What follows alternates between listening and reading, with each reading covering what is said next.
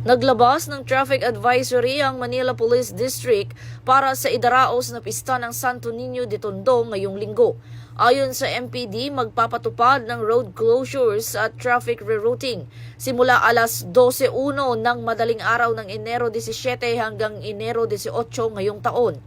Pansamantalang isasara ang trapiko ang ilang bahagi ng Moriones, Asuncion, Juan Luna P. Herrera at Lacandula kabilang ang mga intersection nito. Magpapatupad din ng rerouting scheme upang maiwasan ang matinding traffic sa lugar.